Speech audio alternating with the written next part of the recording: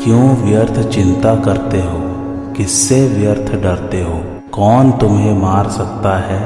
आत्मा न पैदा होती है न मरती है। जो हुआ वह अच्छा ही हुआ, जो हो रहा है वह अच्छा ही हो रहा है, जो होगा वह भी अच्छा ही होगा। तुम भूत का पश्चाताप न करो, भविष्य की चिंता न करो। वर्तमान चल रहा है, वर्तमान में रहकर जीवन जीना ही सार्थक है। तुम्हारा क्या गया जो तुम रोते हो। तुम क्या लेकर आए थे जिसके खो जाने का तुम पश्चाताप करते हो। तुमने क्या पैदा किया था जिसका नाश हो गया। तुम कुछ भी लेकर नहीं आए, जो कुछ भी लिया यहीं से लिया, जो कुछ दिया यहीं पर दिया। खाली हाथ आए, खाली हाथ ही चले। जय श्री कृष्ण मेरे सभी प्यारे कथा श्रोताओं का। मेरा नाम है नमित अग्रवाल और स्वागत है आपका मेरे चैनल कथावाचक में। भगवत गीता का तीसरा अध्याय शुरू हो चुका है। आइए आज की कथा आरंभ करते हैं। गीता अपनी शैली के अनुसार पहले प्रस्तुत विषय का विवेचन करती है, फिर करने से लाभ और न करने से हानि बताती है। इसके बाद उसका अनुष्ठान करने की आज्ञा देती है। यहाँ भी भगवान अर्जुन के प्रश्न मुझे घोर कर्म में क्यों लगाते हैं का उत्तर देते हुए पहले कर्मों के सर्वथा त्याग को असंभव बताते हैं, फिर कर्मों का स्वरूप से त्याग करके मन से विषय चिंतन करने को मिथ्याचार बताते हुए निष्काम भाव से कर्म करने वाले मनुष्य को श्रेष्ठ बताते हैं। अब आगे के श्लोक में भगवान अर्जुन को उसी के अनुसार करते हुए कर्म करने की आज्ञा देते हैं। नियतम कुरु कर्म त्वम कर्म ज्यायो राकर्मण शरीर यात्रापि च ते न प्रसिद्धे कर्मणः। अर्थात तू शास्त्र विधि से नियत किए हुए कर्तव्य कर्म कर, क्योंकि कर्म न करने की अपेक्षा कर्म करना श्रेष्ठ है तथा कर्म न करने से तेरा शरीर निर्वाह भी सिद्ध नहीं होगा। भावार्थ, शास्त्रों में विहित तथा नियत दो प्रकार के कर्मों को करने की आज्ञा दी गई है। विहित कर्म का तात्पर्य है सामान्य रूप से शास्त्रों में बताया हुआ आज्ञा रूप कर्म, जैसे व्रत, उपवास, उपासना आदि। इन विहित कर्मों को संपूर्ण रूप से करना एक व्यक्ति के लिए कठिन है, परंतु निषिद्ध कर्मों का त्याग करना सुगम है। विहित कर्म को न कर सकने में उतना दोष नहीं है जितना निषिद्ध कर्म का त्याग करने में लाभ है, जैसे झूठ न बोलना, चोरी न करना, हिंसा न करना इत्यादि। निषिद्ध कर्मों का त्याग होने से विहित कर्म स्वतः होने लगते हैं। नियत कर्म का तात्पर्य है वर्ण, आश्रम, स्वभाव एवं परिस्थिति के अनुसार प्राप्त कर्तव्य कर्म, जैसे भोजन करना, व्यापार करना, मकान बनवाना, मार्ग भूले हुए व्यक्ति को मार्ग दिखाना आदि। कर्मयोग की दृष्टि से जो वर्ण धर्मानुकूल शास्त्र विहित कर्तव्य कर्म प्राप्त हो जाए वह चाहे घोर हो या सौम्य नियत कर्म ही है। भगवान अर्जुन से यह कहते हैं कि क्षत्रिय होने के नाते अपने वर्ण धर्म के अनुसार परिस्थिति से प्राप्त युद्ध करना तेरा स्वाभाविक कर्म है। क्षत्रिय के लिए युद्ध रूप हिंसात्मक कर्म घोर दिखते हुए भी वस्तुतः घोर नहीं है, प्रस्तुतः उसके लिए वह नियत कर्म ही है। दूसरे अध्याय में भगवान ने कहा है कि स्वधर्म की दृष्टि से भी युद्ध करना तेरे लिए नियत कर्म है। वास्तव में तो स्वधर्म और नियत कर्म दोनों एक ही है। यद्यपि दुर्योधन आदि के लिए भी युद्ध वर्ण धर्म के अनुसार प्राप्त कर्म है, तथापि वह अन्याय युक्त होने के कारण नियत कर्म से अलग है, क्योंकि वे युद्ध करके अन्यायपूर्वक राज्य छीनना चाहते हैं। अतः उनके लिए यह युद्ध नियत तथा धर्मयुक्त कर्म नहीं है। अर्जुन का प्रश्न है कि यदि आपको कर्म की अपेक्षा ज्ञान श्रेष्ठ मान्य है तो मुझे घोर कर्म में क्यों लगाते हैं। इसके उत्तर में यहाँ भगवान कहते हैं कि कर्म न करने की अपेक्षा कर्म करना ही मुझे श्रेष्ठ मान्य है। इस प्रकार अर्जुन का विचार युद्ध रूप घोर कर्म से निवृत्त होने का है और भगवान का विचार अर्जुन को युद्ध रूप नियत कर्म में प्रवृत्त कराने का है। दोषयुक्त होने पर भी नियत कर्म का त्याग नहीं करना चाहिए, कारण कि इसके त्याग से दोष लगता है एवं कर्मों के साथ अपना संबंध भी बना रहता है। अतः कर्म का त्याग करने की अपेक्षा नियत कर्म करना ही श्रेष्ठ है। फिर आसक्ति रहित होकर कर्म करना तो और भी श्रेष्ठ माना गया है, क्योंकि इससे कर्मों के साथ सर्वथा संबंध विच्छेद हो जाता है। अतः भगवान इस श्लोक के पूर्वार्ध में अर्जुन को अनासक्त भाव से नियत कर्म करने की आज्ञा देते हैं और उत्तरार्ध में कहते हैं कि कर्म किए बिना तेरा जीवन निर्वाह भी नहीं होगा। भगवान ने स्पष्ट किया है कि अर्जुन, तेरी कर्म न करने में आसक्ति न हो, कारण यह है कि कर्तव्य कर्मों से जी चुराने वाला मनुष्य प्रमाद, आलस्य और निद्रा में अपना अमूल्य समय नष्ट कर देगा अथवा शास्त्र निषिद्ध कर्म करेगा, जिससे उसका पतन होगा। स्वरूप से कर्मों का त्याग करने की अपेक्षा कर्म करते हुए ही कर्मों से संबंध विच्छेद करना श्रेष्ठ है। कारण कि कामना, वासना, फलासक्ति, पक्षपात आदि ही कर्मों से संबंध जोड़ देते हैं, चाहे मनुष्य कर्म करे अथवा न करे। कामना आदि के त्याग का उद्देश्य रखकर कर्मयोग का आचरण करने से कामना आदि का त्याग बड़ी सुगमता से हो जाता है। अर्जुन के मन में ऐसा भाव उत्पन्न हो गया था कि अगर कर्म ही न करे तो कर्मों से स्वतः संबंध विच्छेद हो जाएगा। इसलिए भगवान नाना प्रकार की युक्तियों द्वारा उनको कर्म करने के लिए प्रेरित करते हैं। उन्हीं युक्तियों में से एक इस युक्ति का वर्णन करते हुए भगवान कहते हैं कि अर्जुन, तुम्हें कर्म तो करने ही पड़ेंगे, अन्य की तो बात ही क्या है। कर्म के बिना तेरा शरीर निर्वाह, खाना पीना आदि भी असंभव हो जाएगा। जैसे ज्ञान योग में विवेक के द्वारा संसार से संबंध विच्छेद होता है, ऐसे ही कर्म योग में कर्तव्य कर्म का ठीक ठीक अनुष्ठान करने से संसार से संबंध विच्छेद हो जाता है। अतः ज्ञान योग की अपेक्षा कर्म योग को किसी भी प्रकार से कम नहीं मानना चाहिए। कर्मयोगी शरीर को संसार का ही मानकर उसको संसार की ही सेवा में लगा देता है, अर्थात शरीर में उसका कोई अपनापन नहीं रहता। वह स्थूल, सूक्ष्म और कारण शरीर की एकता क्रमशः स्थूल, सूक्ष्म और कारण संसार से करता है, जबकि ज्ञान योगी अपनी एकता ब्रह्म से करता है। इस प्रकार कर्मयोगी जड़ तत्व की एकता करता है और ज्ञान योगी चेतन तत्व की एकता करता है। अर्जुन की कर्मों से अरुचि है, अर्थात उनके मन में कर्म न करने का आग्रह है। केवल अर्जुन की ही बात नहीं है, प्रत्युत पारमार्थिक मार्ग के अन्य साधक भी प्रायः इस विषय में ऐसी ही बड़ी भूल करते हैं। यद्यपि उनकी इच्छा साधन करने की रहती है और साधन करते भी हैं, तथापि वे अपनी मनचाही परिस्थिति, अनुकूलता और सुख बुद्धि भी साथ में रखते हैं, जो उनके साधन में महान बाधक होती है। जो साधक तत्व प्राप्ति में सुगमता ढूंढता है और उसे शीघ्र प्राप्त करना चाहता है, वह वास्तव में सुख का रागी है, न कि साधन का प्रेमी। जो सुगमता से तत्व प्राप्ति चाहता है उसे कठिनता सहनी पड़ती है, और जो शीघ्रता से तत्व प्राप्ति चाहता है उसे विलंब सहना पड़ता है। कारण कि सुगमता और शीघ्रता की इच्छा करने से साधक की दृष्टि साधन पर न रहकर फल पर चली जाती है, जिससे साधन में उकताहट प्रतीत होती है और साध्य की प्राप्ति में विलंब भी होता है। जिसका यह दृढ़ निश्चय या उद्देश्य है कि चाहे जैसे भी हो मुझे तत्व की प्राप्ति होनी ही चाहिए, उसकी दृष्टि सुगमता और शीघ्रता पर नहीं जाती। तत्परता के साथ कार्य में लगा हुआ मनस्वी व्यक्ति जब अपने उद्देश्य की पूर्ति के लिए कमर कसकर लग जाता है, तब वह सुख और दुख की ओर नहीं देखता। साधक की तो बात ही क्या है, एक साधारण लोभी मनुष्य भी दुख की ओर नहीं देखता।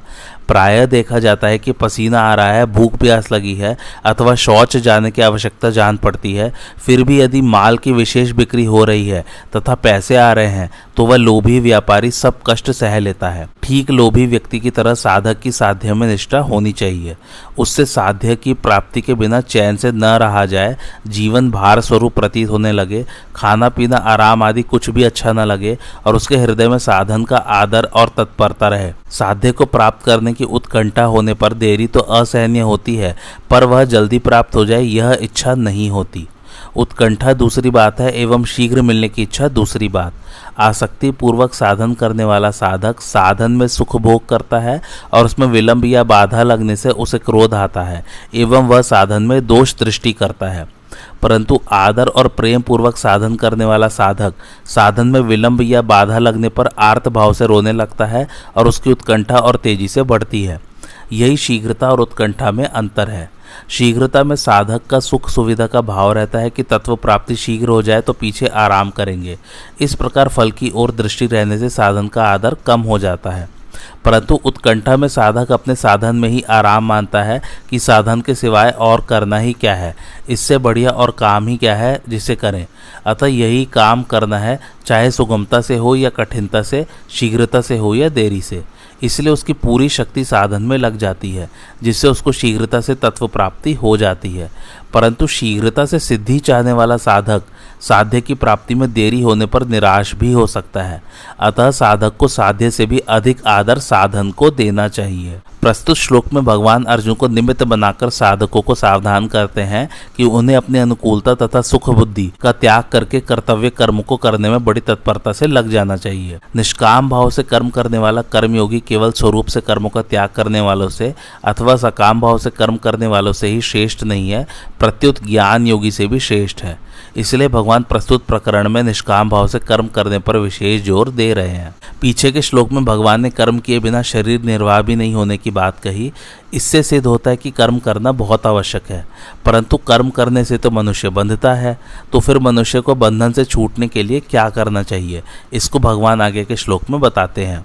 यज्ञार्थ आत्कर्मणोन्यत्र लोकोयम कर्म बंधनः तदर्थम कर्म कौन्तेय मुक्त संगः समाचर। अर्थात कर्तव्य पालन के लिए किए जाने वाले कर्मों से अन्यत्र अपने लिए किए जाने वाले कर्मों में लगा हुआ यह मनुष्य समुदाय कर्मों से बंधता है। इसलिए हे कुंती नंदन, तू आसक्ति रहित होकर उस यज्ञ के लिए ही कर्तव्य कर्म कर। गीता के अनुसार कर्तव्य मात्र का नाम यज्ञ है। यज्ञ शब्द के अंतर्गत यज्ञ, दान, तप, होम, तीर्थ सेवन, व्रत, वेदाध्ययन आदि समस्त शारीरिक, व्यावहारिक और पारमार्थिक क्रियाएं आ जाती हैं। कर्तव्य मानकर किए जाने वाले व्यापार, नौकरी, अध्ययन, अध्यापन आदि सब शास्त्र विहित कर्मों का नाम भी यज्ञ है। दूसरों को सुख पहुंचाने तथा उनका हित करने के लिए जो भी कर्म किए जाते हैं वे सभी यज्ञार्थ कर्म हैं। यज्ञार्थ कर्म करने से आसक्ति बहुत जल्दी मिट जाती है तथा कर्मयोगी के संपूर्ण कर्म नष्ट हो जाते हैं।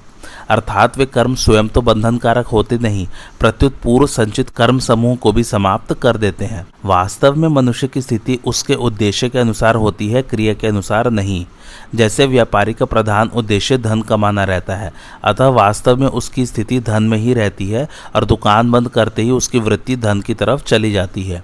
ऐसे ही यज्ञार्थ कर्म करते समय कर्मयोगी की स्थिति अपने उद्देश्य परमात्मा में ही रहती है और कर्म समाप्त करते ही उसकी वृत्ति परमात्मा की तरफ चली जाती है। सभी वर्णों के लिए अलग अलग कर्म है। एक वर्ण के लिए कोई कर्म स्वधर्म है तो वही दूसरे वर्णों के लिए परधर्म अर्थात अन्यत्र कर्म हो जाता है। जैसे भिक्षा से जीवन निर्वाह करना ब्राह्मण के लिए तो स्वधर्म है पर क्षत्रिय के लिए परधर्म है। इसी प्रकार निष्काम भाव से कर्तव्य कर्म करना मनुष्य का स्वधर्म है और सकाम भाव से कर्म करना परधर्म है। जितने भी सकाम और निषिद्ध कर्म है वे सबके सब अन्यत्र कर्म की श्रेणी में ही हैं। अपने सुख, मान, बड़ाई, आराम आदि के लिए जितने कर्म किए जाए वे सबके सब भी अन्यत्र कर्म हैं। अपने लिए कर्म करने से सकाम भाव रहता है और सकाम भाव रहने से निषिद्ध कर्म होने की पूर्ण संभावना रहती है। अतः छोटे से छोटा तथा बड़ा से बड़ा जो भी कर्म किया जाए उसमें साधक को सावधान रहना चाहिए कि कहीं किसी स्वार्थ की भावना से तो कर्म नहीं हो रहा है। साधक उसी को कहते हैं जो निरंतर सावधान रहता है। इसलिए साधक को अपनी साधना के प्रति सतर्क जागरूक रहना ही चाहिए। अन्यत्र कर्म के विषय में दो गुप्त भाव हैं। पहला, किसी के आने पर यदि कोई मनुष्य उसके प्रति आइए, बैठिए आदि आदर सूचक शब्दों का प्रयोग करता है पर भीतर से अपने में सज्जनता का आरोप करता है अथवा ऐसा कहने से आने वाले व्यक्ति पर मेरा अच्छा असर पड़ेगा इस भाव से कहता है तो इसमें स्वार्थ की भावना छिपी रहने से यह अन्यत्र कर्म ही है, यज्ञार्थ कर्म नहीं। दूसरा, सत्संग सभा आदि में कोई व्यक्ति मन में इस भाव को रखते हुए प्रश्न करता है कि वक्ता और श्रोतागण मुझे अच्छा जानकार समझेंगे तथा उन पर मेरा अच्छा असर पड़ेगा तो यह अन्यत्र कर्म ही है, यज्ञार्थ कर्म नहीं। तात्पर्य यह है कि साधक कर्म तो करे पर उसमें स्वार्थ, कामना आदि का भाव नहीं रहना चाहिए। कर्म का निषेध नहीं है, प्रत्युत सकाम भाव का निषेध है। साधक को भोग और ऐश्वर्य बुद्धि से कोई भी कर्म नहीं करना चाहिए क्योंकि ऐसी बुद्धि में भोगासक्ति और कामना रहती है जिससे कर्मयोग का आचरण नहीं हो पाता। निर्वाह बुद्धि से कर्म करने पर भी जीने की कामना बनी रहती है, अतः निर्वाह बुद्धि भी त्याज्य है। साधक को केवल साधन बुद्धि से ही प्रत्येक कर्म करना चाहिए। सबसे उत्तम साधक तो वह है जो अपनी मुक्ति के लिए भी कोई कर्म न करके केवल दूसरों के हित के लिए ही कर्म करता है। कारण कि अपना हित दूसरों के लिए कर्म करने से होता है, अपने लिए कर्म करने से नहीं। दूसरों के हित में ही अपना हित है, दूसरों के हित से अपना हित अलग मानना ही गलती है। इसलिए लौकिक तथा शास्त्रीय जो कर्म किए जाएं वे सबके सब केवल लोक हितार्थ होने चाहिए। अपने सुख के लिए किया गया कर्म तो बंधनकारक है ही, अपने व्यक्तिगत हित के लिए किया गया कर्म भी बंधनकारक है। केवल अपने हित की तरफ दृष्टि रखने से व्यक्तित्व बना रहता है। इसलिए और तो क्या, जप, चिंतन, ध्यान, समाधि भी केवल लोक हित के लिए ही करें। तात्पर्य यह कि स्थूल, सूक्ष्म और कारण तीनों शरीरों से होने वाली मात्र क्रिया संसार के लिए ही हो, अपने लिए नहीं। कर्म संसार के लिए है और संसार से संबंध विच्छेद होने पर परमात्मा के साथ योग अपने लिए है। इसी का नाम है कर्मयोग। कर्तव्य कर्म अर्थात यज्ञ करने का अधिकार मुख्य रूप से मनुष्य को ही है, जिसका उद्देश्य प्राणी मात्र का हित करना, उनको सुख पहुंचाना होता है। उसी के द्वारा कर्तव्य कर्म हुआ करते हैं। जब मनुष्य दूसरों के हित के लिए कर्म न करके केवल अपने सुख के लिए कर्म करता है, तब वह बंध जाता है। आसक्ति और स्वार्थ भाव से कर्म करना ही बंधन का कारण है।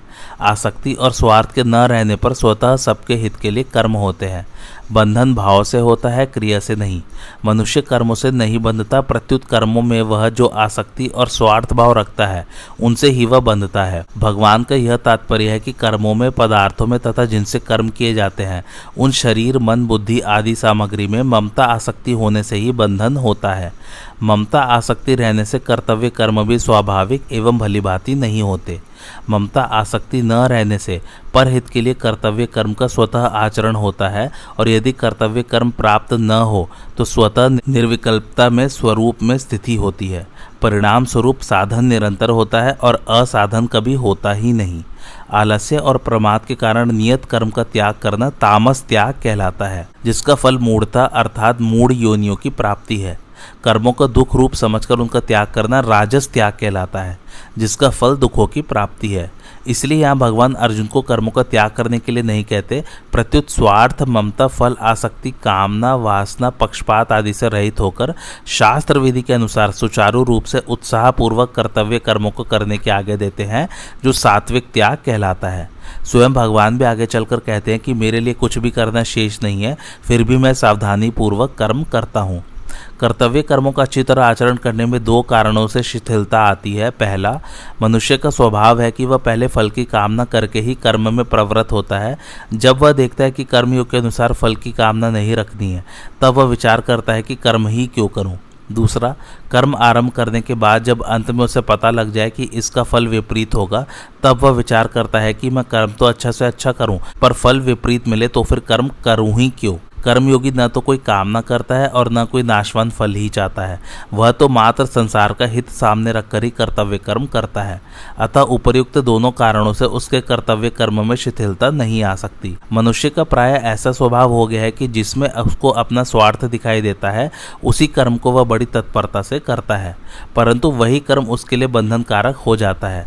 अतः इस बंधन से छूटने के लिए उसे कर्मयोग के अनुसार आचरण करने की बड़ी आवश्यकता है। कर्मयोग में सभी कर्म केवल दूसरों के लिए किए जाते हैं, अपने लिए कदापि नहीं। दूसरे कौन कौन है, इसे समझना भी बहुत जरूरी है। अपने शरीर के सिवाय दूसरे प्राणी पदार्थ तो दूसरे है ही, पर ये अपने कहलाने वाले स्थूल शरीर, सूक्ष्म शरीर अर्थात इंद्रिय, मन, बुद्धि, प्राण और कारण शरीर, जिसमें माना हुआ अहम है, ये सभी स्वयं से दूसरे ही हैं। जैसे संसार पर है, ऐसे ही शरीर, इंद्रिय, मन और बुद्धि भी पर अर्थात दूसरे ही हैं। अतः कर्मयोगी इनको अपना न मानकर इनकी भी सेवा करता है। शरीर को निद्रालु, आलसी, प्रमादी, निकम्मा और भोगी न बनने देना शरीर की सेवा है। इंद्रियों का सांसारिक भोगों में न लगने देना इंद्रियों की सेवा है। मन को किसी का अहित सोचने में, विषयों के चिंतन में तथा व्यर्थ चिंतन में न लगने देना मन की सेवा है। बुद्धि को दूसरों के कर्तव्य पर विचार न करने देना, दूसरा क्या करता है क्या नहीं, यह न सोचने देना बुद्धि की सेवा है। वास्तव में शरीर, इंद्रिय, मन और बुद्धि में ममता आसक्ति न रखना ही इनकी सबसे बड़ी सेवा है। कारण कि स्वयं चेतन परमात्मा का अंश है और ये शरीर आदि पदार्थ जड़ प्रकृति के अंश है। समस्त क्रियाएं जड़ में और जड़ के लिए ही होती है, चेतन में और चेतन के लिए कभी कोई क्रिया नहीं होती। अतः करना अपने लिए है ही नहीं, कभी हुआ नहीं और हो सकता भी नहीं। हाँ, संसार से मिले हुए इन शरीर आदि जड़ पदार्थों को चेतन जितने अंश में मैं, मेरा और मेरे लिए मान लेता है, उतने अंश में उसका स्वभाव अपने लिए करने का हो जाता है। अतः दूसरों के लिए कर्म करने से ममता आसक्ति सुगमता से मिट जाती है। शरीर की अवस्थाएं अर्थात बचपन, जवानी आदि बदलने पर भी मैं वही हूँ, इस रूप में अपनी एक निरंतर रहने वाली सत्ता का प्राणी मात्र को अनुभव होता है। इस अपरिवर्तनशील सत्ता अर्थात अपने होनेपन की परमात्मा के साथ स्वतः एकता है और परिवर्तनशील शरीर, इंद्रिय, मन, बुद्धि आदि के संसार के साथ स्वतः एकता है। हमारे द्वारा जो भी क्रिया की जाती है वह शरीर, इंद्रियों आदि के द्वारा ही की जाती है, क्योंकि क्रिया मात्र का संबंध प्रकृति और प्रकृतिजन्य पदार्थों के साथ है, स्वयं अपने स्वरूप के साथ नहीं। इसलिए शरीर के संबंध के बिना हम कोई भी क्रिया नहीं कर सकते। इससे यह बात निश्चित रूप से सिद्ध होती है कि हमें अपने लिए कुछ भी नहीं करना है, जो कुछ करना है संसार के लिए ही करना है। कारण कि करना उसी पर लागू होता है जो स्वयं कर सकता है। जो स्वयं कुछ कर ही नहीं सकता उसके लिए करने का विधान है ही नहीं। जो कुछ किया जाता है संसार की सहायता से ही किया जाता है। अतः करना संसार के लिए ही है। अपने लिए करने से ही मनुष्य कर्मों से बंधता है। विनाशी और परिवर्तन शरीर, इंद्रिय, मन, बुद्धि आदि के साथ अपने अविनाशी और अपरिवर्तनशील स्वरूप का कोई संबंध नहीं है। इसलिए अपना और अपने लिए कुछ भी नहीं है। शरीर आदि की सहायता के बिना हम कुछ नहीं कर सकते, इसलिए अपने लिए कुछ भी नहीं करना है। अपने सत स्वरूप में कभी कोई कमी नहीं आती और कमी आए बिना कोई इच्छा नहीं होती, इसलिए अपने लिए कुछ भी नहीं चाहिए। इस प्रकार जब क्रिया और पदार्थ से सर्वथा संबंध विच्छेद हो जाता है, तब यदि ज्ञान के संस्कार है तो स्वरूप का साक्षात्कार हो जाता है, और यदि भक्ति के संस्कार है तो भगवान में प्रेम हो जाता है। मनुष्य कर्म करने से नहीं बंधता, प्रत्युत अन्यत्र कर्म करने से अर्थात अपने लिए कर्म करने से बंधता है। मनुष्य कर्म बंधन से तभी मुक्त हो सकता है जब वह संसार से मिले हुए शरीर, वस्तु, योग्यता और सामर्थ्य संसार की ही सेवा में लगा दे और बदले में कुछ न चाहे। कारण कि संसार हमें वह वस्तु दे ही नहीं सकता जो हम वास्तव में चाहते हैं।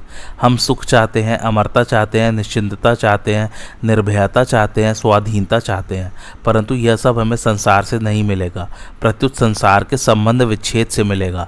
संसार से संबंध विच्छेद के लिए यह आवश्यक है कि हमें संसार से जो मिला है उसको केवल संसार की ही सेवा में समर्पित कर दें। पूर्व श्लोक में भगवान ने कहा कि यज्ञ के अतिरिक्त कर्म बंधन कारक होते हैं। अतः इस बंधन से मुक्त होने के लिए कर्मों का स्वरूप से त्याग न करके कर्तव्य बुद्धि से कर्म करना आवश्यक है। अब कर्मों की आवश्यक कर्तव्यता को पुष्ट करने के लिए और भी हेतु बताते हैं। सह यज्ञाः प्रजाः सृष्टवा पुरोवाच प्रजापतिः अनेन प्रस्विष्य ध्वमेश वोस्तुष्ट कामधुक् देवान् भाव्यतानेन ते देवा भाव्यन्तु वह परस्परम भाव्यन्तः श्रेयः परम वाप्स्यथ। अर्थात प्रजापति ब्रह्मा जी ने सृष्टि के आदि काल में कर्तव्य कर्मों के विधान सहित प्रजा की रचना करके उनसे प्रधानतया मनुष्यों से कहा कि तुम लोग इस कर्तव्य के द्वारा सबकी वृद्धि करो, और यह कर्तव्य कर्म रूप यज्ञ तुम लोगों को कर्तव्य पालन की आवश्यक सामग्री प्रदान करने वाला हो। इस अपने कर्तव्य कर्म के द्वारा तुम लोग देवताओं को उन्नत करो, और वे देवता लोग अपने कर्तव्य के द्वारा तुम लोगों को उन्नत करें। इस प्रकार एक दूसरे को उन्नत करते हुए तुम लोग परम कल्याण को प्राप्त हो जाओगे। भावार्थ, ब्रह्मा जी प्रजा अर्थात सृष्टि के रचयिता एवं उसके स्वामी है। अतः अपने कर्तव्य का पालन करने के साथ वे प्रजा के रक्षा तथा उसके कल्याण का विचार करते रहते हैं। कारण कि जो जिसे उत्पन्न करता है उसकी रक्षा करना उसका कर्तव्य हो जाता है। ब्रह्मा जी प्रजा की रचना करते, उसकी रक्षा में तत्पर रहते तथा सदा उसके हित की बात सोचते हैं, इसलिए वे प्रजापति कहलाते हैं। सृष्टि अर्थात सर्ग के आरंभ में ब्रह्मा जी ने कर्तव्य कर्मों की योग्यता और विवेक सहित मनुष्यों की रचना की है। यहाँ यह समझ लेना चाहिए कि भगवान की आज्ञा से और उन्हीं की शक्ति से ब्रह्मा जी प्रजा की रचना करते हैं। अतः वास्तव में सृष्टि के मूल रचयिता भगवान ही है। अनुकूल और प्रतिकूल परिस्थिति का सदुपयोग कल्याण करने वाला है, इसलिए ब्रह्मा जी ने अनुकूल प्रतिकूल परिस्थिति का सदुपयोग करने का विवेक साथ देकर ही मनुष्यों की रचना की है। सत असत का विचार करने में असमर्थ पशु पक्षी वृक्ष आदि के द्वारा स्वाभाविक परोपकार होता है, किंतु मनुष्य को तो भगवत कृपा से विशेष विवेक शक्ति मिली हुई है। अतः यदि वह अपने विवेक को महत्व देकर अकर्तव्य न करे तो उसके द्वारा भी स्वाभाविक लोक हितार्थ कर्म हो सकते हैं। देवता, ऋषि, पितर, मनुष्य तथा अन्य पशु पक्षी वृक्ष आदि सभी प्राणी प्रजा है। इनमें भी योग्यता, अधिकार और साधन की विशेषता के कारण मनुष्य पर अन्य सब प्राणियों के पालन की जिम्मेवारी है। कर्मयोग अनादिकाल से चला आ रहा है। भगवान कहते हैं कि यह कर्मयोग बहुत काल से प्रायः लुप्त हो गया था, जिसको मैंने तुम्हें फिर से कहा है। मैंने ही नहीं, प्रत्युत ब्रह्मा जी ने भी सर्ग के आदिकाल में कर्तव्य सहित प्रजा को रचकर उनको उसी कर्मयोग का आचरण करने की आज्ञा दी थी। तात्पर्य यह है कि कर्मयोग की परंपरा अनादिकाल से ही चली आ रही है, यह कोई नई बात नहीं है। परमात्मा प्राप्ति के जितने साधन बताए गए हैं वे सभी यज्ञ के नाम से कहे गए हैं, जैसे द्रव्य यज्ञ, तप यज्ञ, योग यज्ञ, प्राणायाम आदि।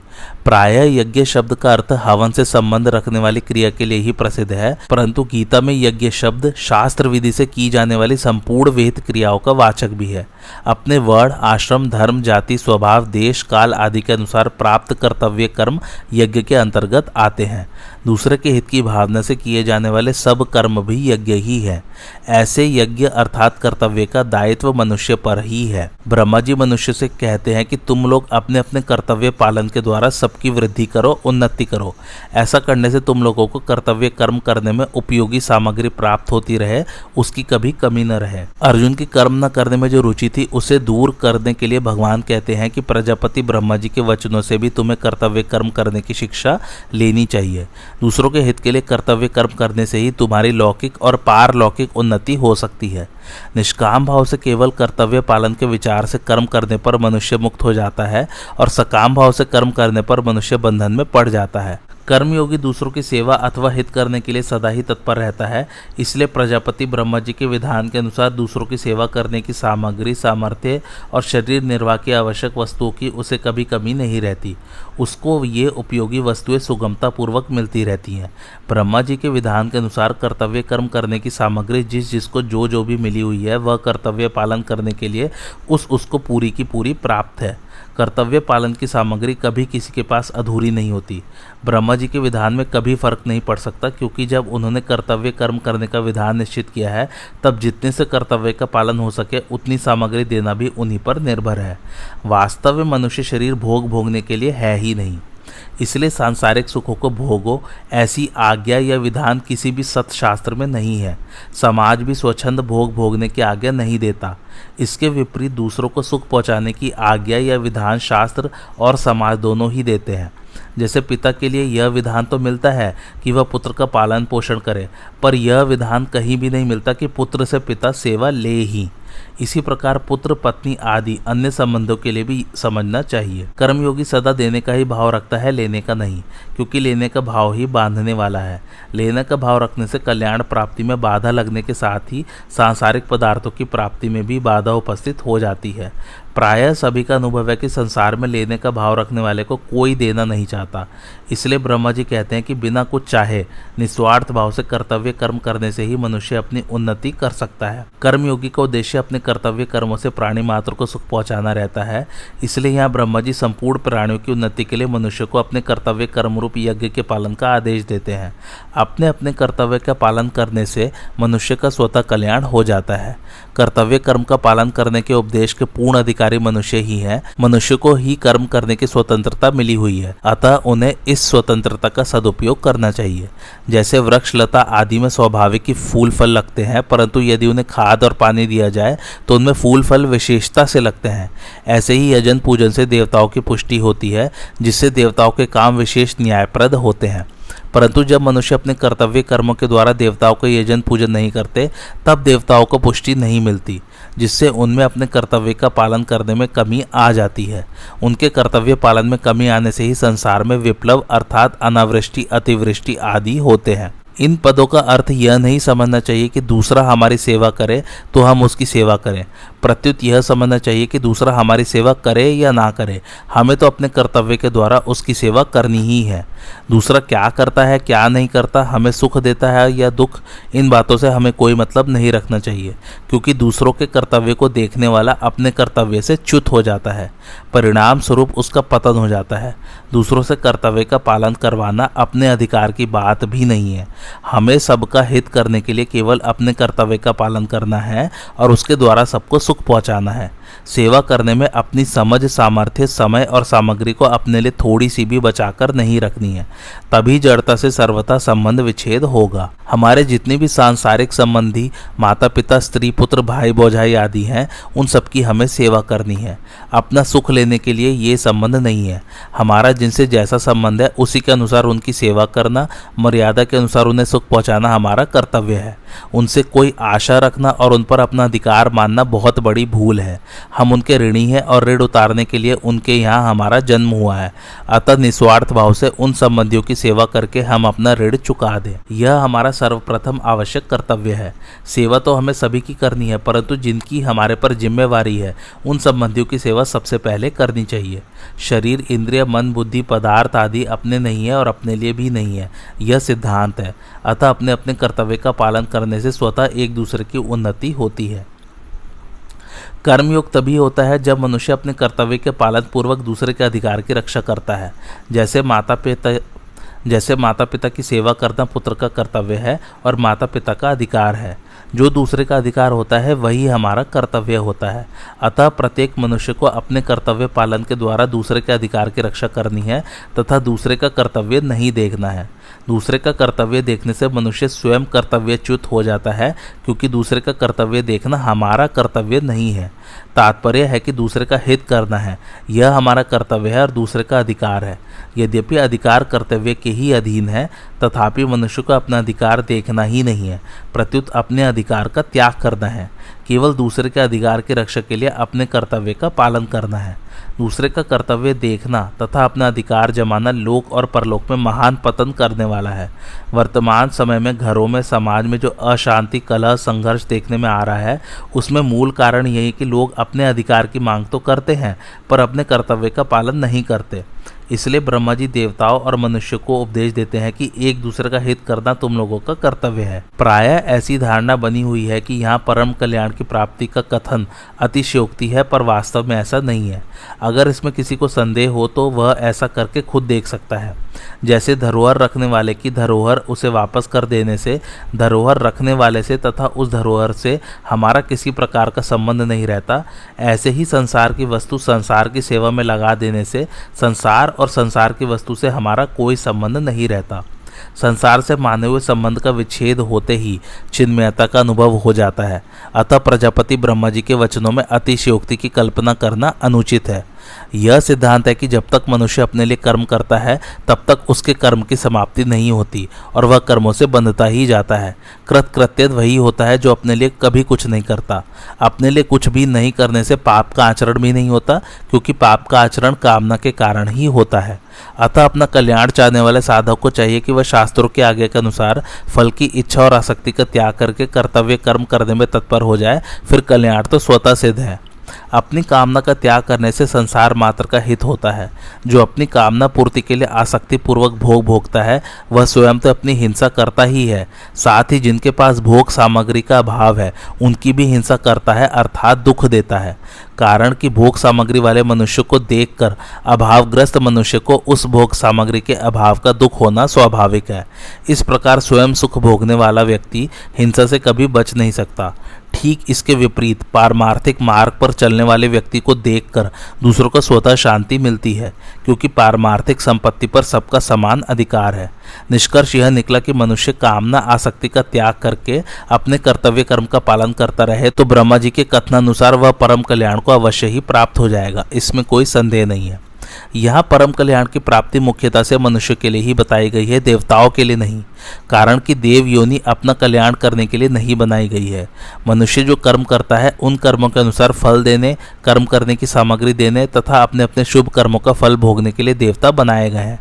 वे निष्काम भाव से कर्म करने की सामग्री देते हो ऐसी बात नहीं है, परंतु उन देवताओं में भी अगर किसी में अपने कल्याण की इच्छा हो जाए तो उसका कल्याण होने में मना नहीं है। अर्थात अगर कोई अपना कल्याण करना चाहे तो कर सकता है। जब पापी से पापी मनुष्य के लिए भी अपना उद्धार करने की मनाही नहीं है तो फिर देवताओं के लिए, जो कि पुण्य योनि है, अपना उद्धार करने की मनाही कैसे हो सकती है। ऐसा होने पर भी देवताओं का उद्देश्य भोग भोगने का ही रहता है, इसलिए उनमें प्रायः अपने कल्याण की इच्छा नहीं होती। मनुष्य कर्म योनि है और 84 लाख योनियाँ देवता, नारकीय जीव आदि भोग योनियाँ हैं। सकाम भाव वाले मनुष्य भोगों को भोगने के लिए ही स्वर्ग में जाते हैं। अतः देवता लोग निष्काम भाव न रखकर अपनी जिम्मेवारी का पालन करते हैं, ड्यूटी बजाते हैं। इसलिए यहाँ कल्याण की बात मनुष्य के लिए ही समझनी चाहिए। मुक्ति स्वाभाविक है और बंधन अस्वाभाविक है। मनुष्य योनि अपना कल्याण करने के लिए ही है, इसलिए जो मनुष्य अपने कर्तव्य का पालन करता है उसका कल्याण स्वाभाविक होता है। कल्याण के लिए नया काम करने की जरूरत नहीं है, प्रत्युत जो काम करते हैं उसी को स्वार्थ, अभिमान और फल इच्छा का त्याग करके दूसरों के हित के लिए करें तो कल्याण हो जाएगा। निष्काम भाव के बिना भी केवल अपने कर्तव्य का पालन करने से स्वर्ग आदि पुण्य लोकों की प्राप्ति हो जाती है। जिस स्वर्ग की प्राप्ति बड़े बड़े यज्ञ करने से होती है, उसी की प्राप्ति क्षत्रिय केवल अपना कर्तव्य कर्म युद्ध करके प्राप्त कर सकता है। जैसे ब्रह्मा जी ने देवताओं और मनुष्य के लिए परस्पर एक दूसरे का हित करने की बात कही है, ऐसे ही चारों वर्णों के लिए भी परस्पर एक दूसरे का हित करने की बात समझनी चाहिए। चारों वर्ण परस्पर एक दूसरे के हित के लिए अपना अपना कर्तव्य कर्म करें तो वे परम कल्याण को प्राप्त हो जाएंगे। संपूर्ण सृष्टि की रचना ही इस ढंग से हुई है कि अपने लिए कुछ वस्तु और क्रिया नहीं है, दूसरे के लिए ही है। जैसे पतिव्रता स्त्री पति के लिए ही होती है, अपने लिए नहीं। स्त्री के अंग पुरुष को सुख देते हैं पर स्त्री को सुख नहीं देते। पुरुष के अंग स्त्री को सुख देते हैं पर पुरुष को सुख नहीं देते। माँ का दूध बच्चे के लिए ही होता है, अपने लिए नहीं। और बच्चे की चेष्टाएं माँ को सुख देती हैं, बच्चे को नहीं। माता पिता संतान के लिए होते हैं और संतान माता पिता के लिए होती है। श्रोता वक्ता के लिए होता है और वक्ता श्रोता के लिए होता है। तात्पर्य है कि खुद सुख न ले, प्रत्युत दूसरे को सुख दे। सृष्टि की रचना भोग के लिए नहीं है, प्रत्युत उद्धार के लिए है। देवता भी स्वार्थ का त्याग करके दूसरे का हित कर सकते हैं, इसलिए देवताओं में भी नारद जैसे ऋषि हुए हैं। यद्यपि भगवान की ओर से किसी को मना नहीं है, तथापि कल्याण का मुख्य एवं स्वतः अधिकारी मनुष्य ही है। एक शंका हो सकती है कि हम तो दूसरे का भला करें, पर दूसरा हमारा भला न करके बुरा करे तो कैसे होगा? इसका समाधान है कि हम दूसरे का भला करेंगे तो दूसरा हमारा बुरा कर सकेगा ही नहीं। उसमें हमारा बुरा करने की सामर्थ्य ही नहीं रहेगी। अगर वह बुरा करेगा भी तो पीछे पछताएगा, रोएगा। अगर वह हमारा बुरा करेगा तो हमारा भला करने वाले, हमारे साथ सहानुभूति रखने वाले कई पैदा हो जाएंगे। वास्तव में किसी का बुरा करने का विधान कहीं नहीं आता। मनुष्य ही द्वेष के कारण दूसरे का बुरा करता है। यह मनुष्यता की बात है। इसके न होने से ही मनुष्य दुख पा रहे हैं। इष्टान भोगानी वो देवा दास्यन्ते यज्ञ भाविता तैर्दत्तान प्रदायभ्यो यो भुक्ते स्तेन एव सह। अर्थात यज्ञ से पुष्ट हुए देवता भी तुम लोगों को बिना मांगे ही कर्तव्य पालन के आवश्यक सामग्री देते रहेंगे। इस प्रकार उन देवताओं की दी हुई सामग्री को दूसरों की सेवा में लगाए बिना जो मनुष्य स्वयं ही उसका उपभोग करता है वह चोर ही है। भावार्थ, भोगों की इच्छा रहते परम कल्याण कभी हो ही नहीं सकता। देवता तो अपने अधिकार समझकर मनुष्य को आवश्यक सामग्री प्रदान करते ही हैं, केवल मनुष्य को ही अपना कर्तव्य निभाना है। यह शरीर माता पिता से मिला है और इसका पालन पोषण भी उन्हीं के द्वारा हुआ है। विद्या गुरुजनों से मिली है। देवता सबको कर्तव्य कर्म की सामग्री देते हैं। ऋषि सबको ज्ञान देते हैं। पितर मनुष्य की सुख सुविधा के उपाय बताते हैं। पशु पक्षी वृक्ष लता आदि दूसरों के सुख में स्वयं को समर्पित कर देते हैं। यद्यपि पशु पक्षी आदि को यह ज्ञान नहीं रहता कि हम परोपकार कर रहे हैं, तथापि उनसे दूसरों का उपकार स्वतः होता रहता है। इस प्रकार हमारे पास जो कुछ भी सामग्री, बल, योग्यता, पद, अधिकार, धन संपत्ति आदि है, वह सबकी सब हमें दूसरों से ही मिली है। इसलिए इनको दूसरों की ही सेवा में लगाना है। शरीर, इंद्रिय, मन, बुद्धि आदि सभी पदार्थ हमें संसार से मिले हैं। ये कभी अपने नहीं है और अपने होंगे भी नहीं। अतः इनको अपना और अपने लिए मानकर इनसे सुख भोगना ही बंधन है। इस बंधन से छूटने का यही सरल उपाय है कि जिनसे ये पदार्थ हमें मिले हैं, इन्हें उन्हीं का मानते हुए उन्हीं की सेवा में निष्काम भाव पूर्वक लगा दे। यही हमारा परम कर्तव्य है। साधकों के मन में प्रायः ऐसी भावना पैदा हो जाती है कि अगर हम संसार की सेवा करेंगे तो उसमें हमारी आसक्ति हो जाएगी और हम संसार में फंस जाएंगे।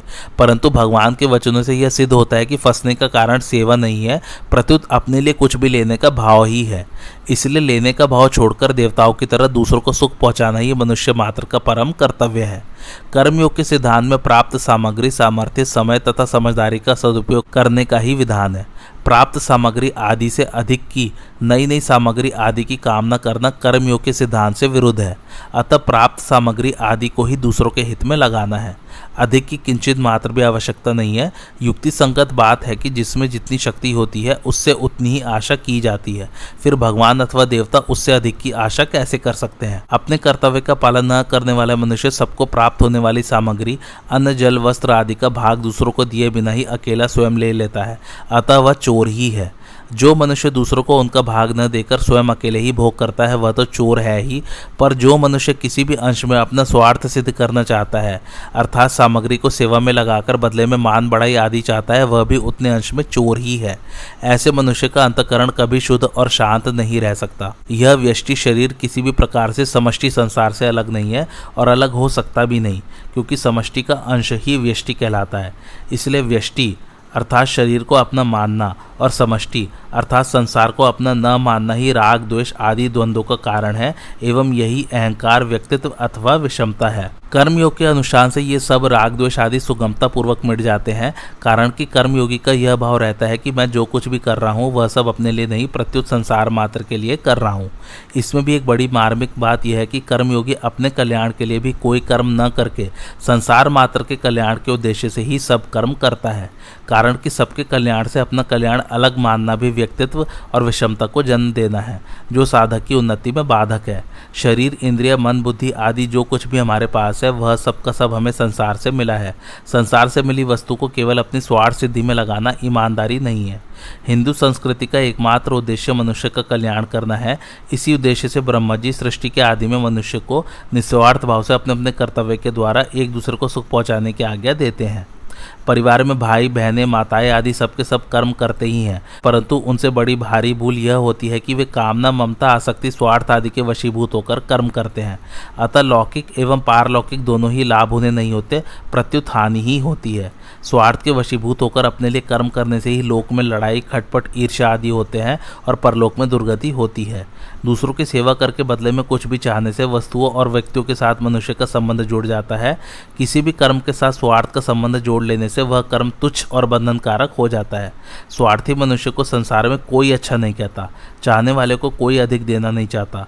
प्रायः ऐसा देखा जाता है कि घर में भी रागी तथा भोगी व्यक्ति से वस्तुएं छिपाई जाती हैं। इसके विपरीत हमारे पास जितनी समझ समय सामर्थ्य और सामग्री है उतने से ही हम दूसरों की सेवा करें तो उससे कल्याण तो होता ही है।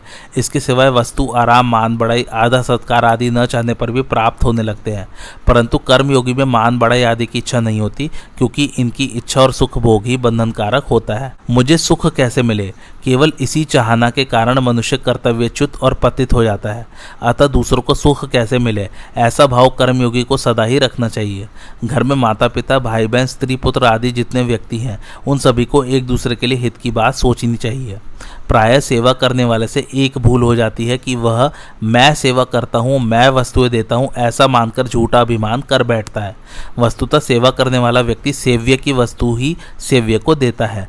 जैसे माँ का दूध उसके अपने लिए न होकर बच्चे के लिए ही है, ऐसे ही मनुष्य के पास जितनी भी सामग्री वह उसके अपने लिए न होकर दूसरों के लिए ही है।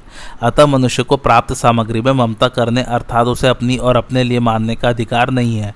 ममता करने पर भी प्राप्त सामग्री तो सदा रहेगी नहीं, केवल ममता रूप बंधन रह जाएगा। इसी कारण भगवान कहते हैं कि वस्तु को अपनी मानकर स्वयं उनका भोग करने वाला मनुष्य चोर ही है। देवता ऋषि पितर पशु पक्षी वृक्ष लता आदि सभी का स्वभाव ही परोपकार करने का है।